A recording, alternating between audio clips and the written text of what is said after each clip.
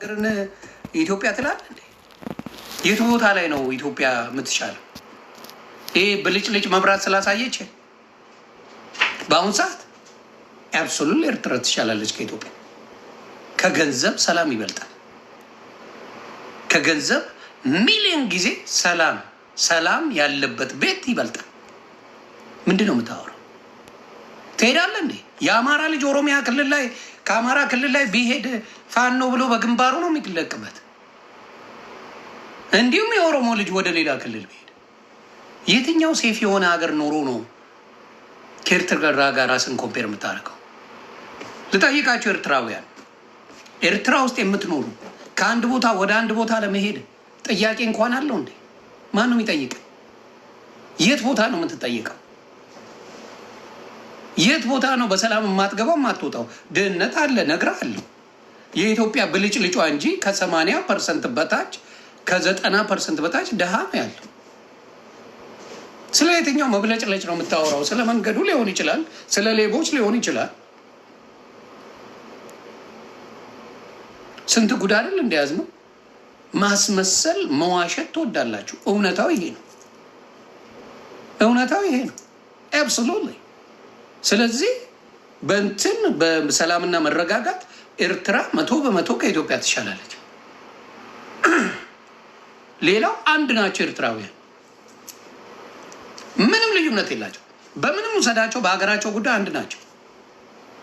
አንድ እንዳንሆን እዚህ ጋር የተሰነጣጠቅ ነው ራሳችን ሆነን ራሳችን ውስጥ የሀገር ችግር ይዘ ችግሩ ይቅርና ዝም ብለን ኢትዮጵያ በሉ ይላል እየመጣ እያረደ እየከተፈ መኖሪያ እያሳጣ ኧረ ኢትዮጵያ በል። በኢትዮጵያ ቀልድ የለም።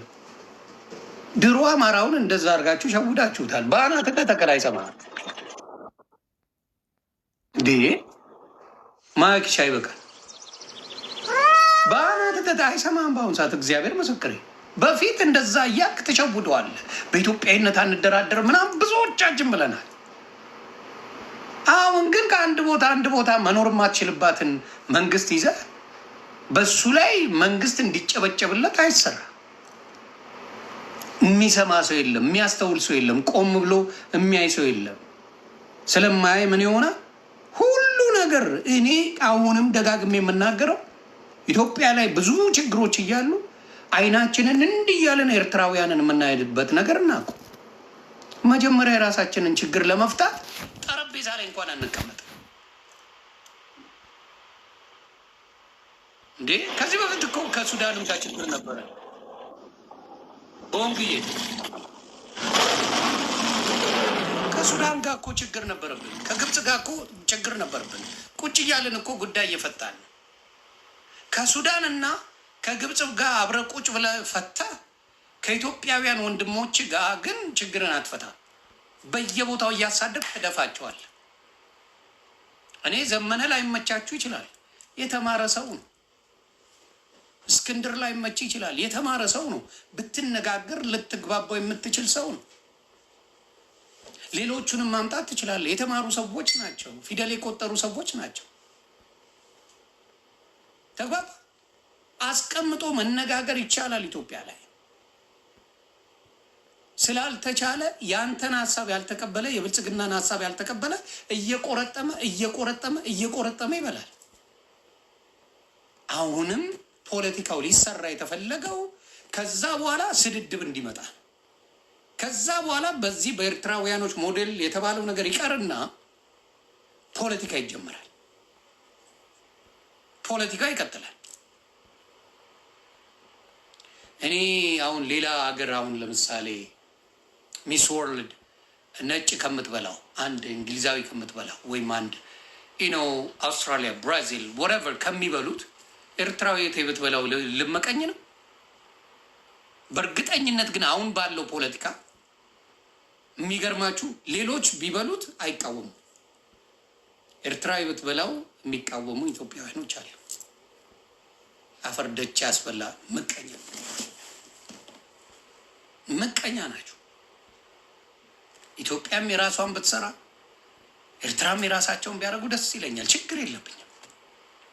እንደው እሷ አንደኛ ብትወጣ የኢትዮጵያዋ እግዚአብሔር ምስክሬ አንድ ኤርትራዊ አይሰድባትም ይችልች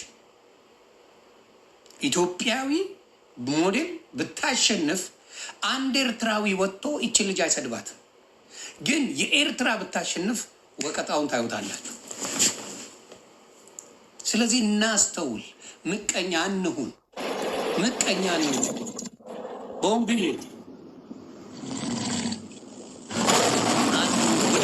ዓለም አቀፋዊ እንጂ ከኤርትራውያን ጋር አይደለም፣ ከኤርትራውያን ጋር አይደለም። ውድድሩ ልክ ከኤርትራ ጋር የሆነ ነው የመሰላቸው። ኤርትራዊ መኖሯን ሲያውቁ ነው መንጫጫት የጀመሩት። እግዚአብሔር አቃቀም የፈለግከውን በላይ ልክ ኤርትራዊዋ መወዳደሯን ሲያውቁ፣ እዛ ላይ መግባቷን ሲያውቁ ማጮ ጀመሩ። ዋሸው። ኧረ ኤርትራዊዋ እኮ አንደኛ ናት። እኔ አላቅም ነበር፣ ማናችንም አናቅም። ቮት እንዴት እንደሚመረጥ ምን አይነት ቮት እንዳለ ምን እንደሆነ አላወኩም። እግዚአብሔር ምስክሬ። ልክ ኤርትራዊዋ አንደኛ መሆኗ ሲታወቅ ታጠቅ መቃወጥ ተጀመረ። በቃ ምን ያህል ምቀኛ እንደሆነ እኔ አበሻ ምቀኛ እንደሆነ ያየው በዚህ ውድድር። ምን አረገች ኤርትራዊ? እህታችን ናት። እኔ ይመቹኝ። እኔ እርጋለምም ማን ነው ሩትም ትመቸኛለች። አላቃትም በደም ኤርትራውያንም በማላቀው ሰው እንዴት ነው ምቀናው እንዴ? እንዲያውም እኔ ትንሽ ሆነው ትምህርት ቢያስተማሩን አንድነታቸው፣ ጥንካሬያቸውን፣ ጉብዝናቸውን ብዙ ብዙ ብዙ ልንቀናበት የምንችል በኤርትራውያን ብዙ ነገር አለን። እኛ ሀገራቸው ላይ ባንዲራቸው ላይ ቀልድ አያውቁም። ኢትዮጵያውያን እኮ የራሱን ባንዲራ ያቃጥልላል። ኢትዮጵያዊ ነኝ ይላል። የፖለቲካ ልዩነት ስላለው ብቻ የኢትዮጵያን ሰንደቅ ዓላማ አውጥቶ ያንቦገቡግልሃል፣ ይረግጠዋል። ይሄ ነው ኢትዮጵያዊ። አስመሳይ ነን። አንድ ኤርትራዊ አንድ ነው ማወራ። ኢሳያስን ሊሰድብል ይችላል።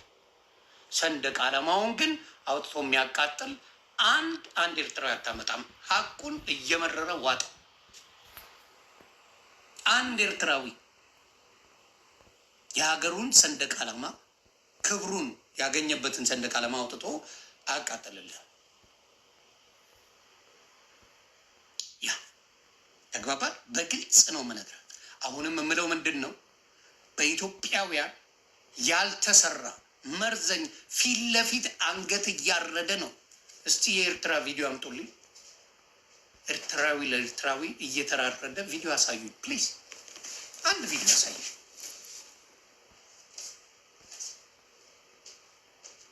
በፖለቲካ ሊጣሉ ይችላሉ። አጋድሞ የሚያረድ ኤርትራዊ አታመጣም። ኢትዮጵያ በየአይነቷ የሚያቃጥሉላ አመጣልሃል። የሰውን ነፍስ እያቃጠለ እያነደደ አመጣልሃለሁ። ኢትዮጵያዊ መጀመሪያ ኢትዮጵያዊነትን ሳታስተምር ሌላ ነገር ላይ አምጥታችሁ ስታጨበጭቡ ሳይ ያመኛል። እንደ አንድ ኢትዮጵያዊ አስመሳይነት አለ፣ አስመሳይነት አለ። ሂድ ኤርትራዊ ወይ ወዳለሁ ይላል ወይ አልወድም ነው የሚል ማስመሰል አያውቁም። ከነሱ ጋር ቅናት የያዛችሁ፣ ከነሱ ጋር የምታብዱት፣ ከነሱ ጋር ኮረንቲ የምትይዙ አጨልላለሁ። ሀቅ እየተናግ ሳሏሽ አልኩ። ምድሪቷ ላትለማ ትችላለች አልኩ። ብዙ የለማ ነገር የለም። ለምን? ከማንም ብድር አልወሰድም። ኢትዮጵያ ያለባት ዕዳ ገና የልጅ ልጅ ከፍሎ አይጨርሰው። ግን ሳትጠቀሙ ኢትዮጵያውያን ሳይጠቀሙት ማዝ ነው። ለዛ ኢትዮጵያውያን ወንድምና እህቶቻችን ሳይጠቀሙበት የቱሪስት መጫወቻ ነው ያደረገዋል። ዲያስፖራ እንጂ የሚዝናናው የምታመጡት ሆቴል ላይ አበሻ ይዝናናበታል እንዴ? ኢቨን እሱ አይደለም ኢትዮጵያ ላይ ባለው እንትን ሰዎቹ ሲዝናኑ ታያለ እንዴ? ከአመት እስከ አመት ዲያስፖራ ነው የሚዝናና። ከአመት እስከ አመት የሚዝናናበት ኢትዮጵያ ላይ ዲያስፖራ እንጂ ኢትዮጵያዊ በሚከፈለው ገንዘብ አንዴ ቁርጥ ስጋ ከበላ ወር ሙሉ አይበላም። አንድ የሚበላ ከዛ አይበላም። በአናቱ ነው የሚተከለው። እራቡን ነው የሚያስበው። እውነታዊ ነው። የዘረፈ የበላ የቆረጠመ አጭበርባሪው ሌባው ያው ፈታ ይልበታል። ለሐቅ ብሎ ተምሮ ለስራ የሚል ባሮ ነው የሚገባው። አሁን አይደል የፖለቲካው እንዳይማር እንኳን ኢትዮጵያውያን እንዳይማሩ ከ500 ምናምን ሺህ ተፈታኝ 70 ሺህ ብቻ ነው ያለፈው ብለው ፖስተቱት። 500 ምናምን ሺህ አስተማሯቸው ገደል ሊከቷቸው። ሌላውስ ምን ያርግ? ከዛ በኋላ የት ነው የሚሄደው? ተስፋው ትምህርት ነው። አሜሪካ ላይ